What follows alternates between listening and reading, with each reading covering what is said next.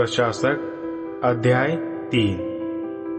उन जनताओं को यहोवा ने नहीं हटाया कि यहोवा इनके द्वारा इज़राइल की नई पीढ़ी को, जो कनान के किसी भी युद्ध में शामिल नहीं हुए थे, परख सके और उन्हें युद्ध की कला में शिक्षित किया जा सके, जिन्हें इसके पहले युद्ध का कोई अनुभव ना हो सका था। वे जनता ये थे फिलिस्तीनी, जिनका शासन 5 नगरों में बंटकर हो रहा था, बाल हरमोन पर्वत से लेकर लबो हामात तक, लबानोन पर्वत पर रह रहे सभी कनानी, सीदोनी तथा हिव्वी। ये सभी इज़राइल को परखने के लिए रखे गए थे कि वे यहोवा के आदेशों, जो उनके पुरखों को यहोवा ने मूसा के द्वारा दिए थे, उनका पालन करते हैं या नहीं। इज़राइल के वंशज कनानी, हित्ती, अमोरी, परिज्जी, हिव्वी तथा यबूसियों के बीच रहते थे।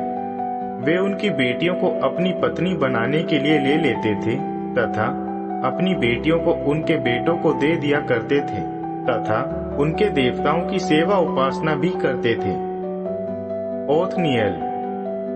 इज़राइल वंशजों ने वह किया जो यहोवा की नजर में बुरा था। उन्होंने यहोवा अपने परमेश्वर को भुलाकर बाल तथा अशेरा की सेवा उपासना करना शुरू कर दिया। यहोवा का क्रोध इज़राइल के विरुद्ध भड़क उठा। इस कारण यहोवा ने उन्हें मेसोपोटामिया के राजा कूशन रिशाथाइम के हाथों में बेच दिया। इज़राइल वंशज 8 साल कूशन रिशाथाइम के दास्तव में रहे। पहले प्रशासक द्वारा इज़राइल का छुटकारा। मगर जब इज़राइल वंशजों ने यहोवा की दोहाई दी, यहोवा ने इज़राइल वंशजों के लिए एक छुड़ाने वाले का उदय किया कि वह इज़राइल वंशजों को छुड़ाए, कालेब के छोटे भाई केनस के पुत्र ओत्निएल को। यहोवा का आत्मा उस पर उतरा और उसने इज़राइल पर शासन किया। जब वह युद्ध के लिए आगे बढ़ा, यहोवा ने मेसोपोटामिया के राजा कूशान रिशाथाइम को उसके अधीन कर दिया। फलस्वरूप कूशन रिशाथाइम ओत्निएल के अधीन हो गया। इसके बाद देश में 40 सालों तक शांति बनी रही। फिर केनस के पुत्र ओत्निएल की मृत्यु हो गई।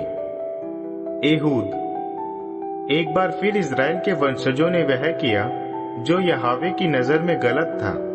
इस कारण यहोवा ने इज़राइल के विरुद्ध मोआब के राजा एग्लोन की शक्ति बढ़ा दी, क्योंकि उन्होंने वह किया था जो यहोवा की नजर में गलत था।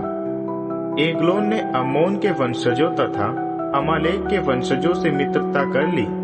उसने हमला कर इज़राइल को हरा दिया तथा खजूर वृक्षों के नगर को अपने वश में कर लिया। इज़राइल के वंशज 18 वर्ष मोआब के राजा एग्लोन के दास्तव में रहे। तब इज़राइल के वंशजों ने यहोवा की दोहाई दी और यहोवा ने उनके लिए एक छुड़ाने वाले का उदय किया, बिन्यामीन के वंशज गेरा का पुत्र एहूद का। वह बाएं हाथ से काम करता था। इज़राइलियों ने उसी के द्वारा मोआब के राजा एग्लोन को कर की राशि भेज दी।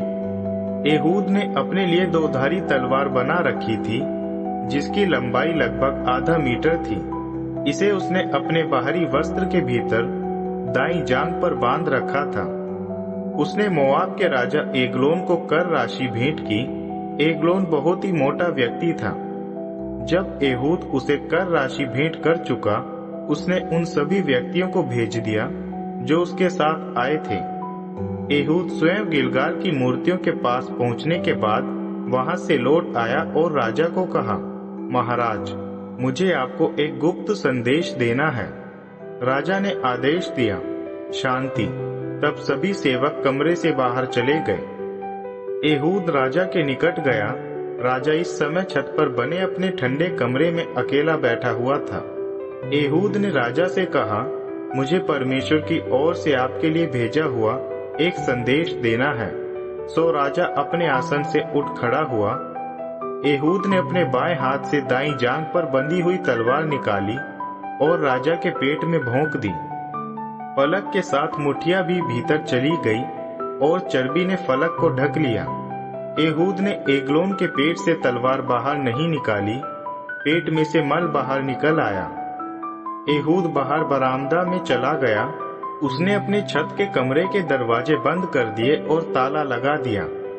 जब वह जा चुका, राजा के सेवक आए और उन्होंने देखा कि दरवाजे पर ताला लगा हुआ है। उन्होंने सोचा महाराज ठंडे कमरे में आराम कर रहे होंगे। वे लोग इतनी देर तक इंतजार करते करते व्याकुल हो गए। फिर भी जब छत के कमरे का दरवाजा ना खुला, उन्होंने चाबी लेकर दरवाजा खोला तो देखा कि उनका स्वामी भूमि पर मरा पड़ा हुआ था।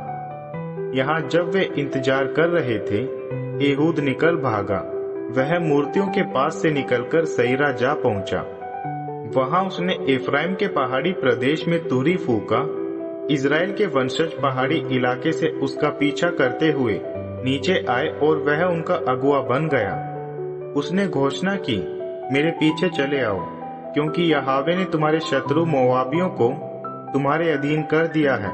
सो वे उसके साथ गए और जाकर यरदन के घाटों को, जो मोआब के परे थे, अपने अधीन कर लिया और किसी को भी पार जाने ना दिया।